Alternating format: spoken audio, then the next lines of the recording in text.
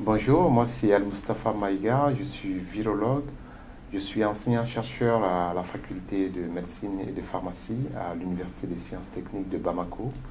Je suis aussi chef de département de biologie médicale à l'hôpital Gabriel Touré de Bamako.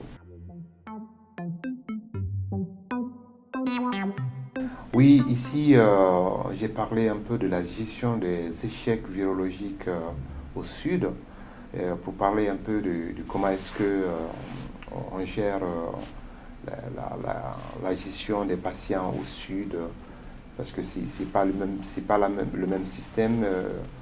Au sud, on est beaucoup plus basé sur la gestion avec les recommandations de l'OMS qui n'ont pas les mêmes critères que les critères européens ou les critères internationaux à l'américaine et à l'européenne. Pour vous dire juste un mot, c'est que nous utilisons des seuils de charge virale de 1000 copies, alors que ici, pour l'échec, c'est à partir de 250 copies. Donc c'est totalement différent. Et donc les stratégies ne sont pas les mêmes. On n'a pas les mêmes contextes de molécules. Il y a plus de molécules ici en Europe comparativement en Afrique. Et donc la gestion des patients qui seront en échec de leur traitement, il faut une gestion concertée, une gestion pluridisciplinaire qui va associer des virologues, des médecins cliniciens, des infirmiers, des pharmaciens pour pouvoir donner les meilleurs traitements de relais. Et surtout quand on arrive à des patients qui sont aujourd'hui multitraités depuis plusieurs dizaines d'années, il faut pouvoir leur donner des médicaments optimums, des stratégies qui leur permettent de maintenir et de pouvoir continuer à survivre. On a aussi parlé des nouvelles recommandations de l'OMS qui sont sorties en 2021 et on a parlé de comment est-ce que tout cela s'intègre avec l'arrivée du dolutegravir qui est une nouvelle molécule dans l'arsenal thérapeutique pour les pays du Sud. Et on a donné un peu l'avis, comment est-ce que nous voyons un peu l'utilisation. Parce qu'aujourd'hui, tous les patients doivent être transférés sous cette nouvelle stratégie. Et donc, on a proposé des pistes et des réflexions pour des meilleures stratégies pour que nous ne puissions pas aujourd'hui mettre cette nouvelle molécule en danger pour qu'il n'y ait pas autant de résistance et que l'on puisse continuer à utiliser cette molécule pendant très longtemps.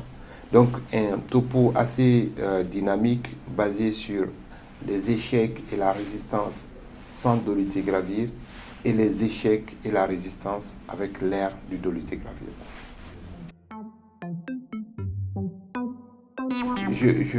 Moi, je suis très heureux de revenir encore après Covid, pas après Covid, mais au cours de Covid et de reprendre une conférence en vrai. Depuis 2019, c'est la première fois qu'on se retrouve encore ensemble et pouvoir se retrouver. Et vous voyez qu'on n'a pas perdu l'espoir, les gens sont revenus, il y a énormément de personnes qui sont revenues et c'est vraiment un grand plaisir. Donc la conférence en elle-même sur le plan organisationnel, l'organisation elle est superbe, c'est vraiment génial. Et de voir que ça s'organise et de mieux en mieux innover sur le plan informatique, sur le plan de l'acceptabilité pour avoir les badges, pour avoir tout ce qu'il faut. C'est assez fluide, c'est assez innovant.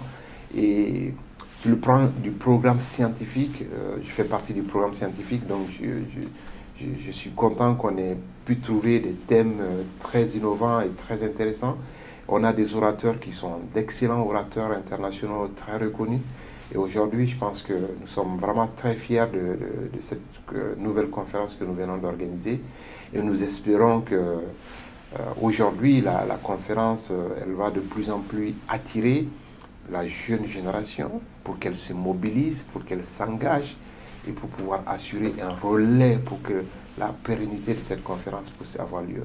Et c'est dans cette dynamique que nous, on s'inscrit avec tous nos maîtres et nos collaborateurs qui ont démarré cette conférence depuis presque 20 ans maintenant.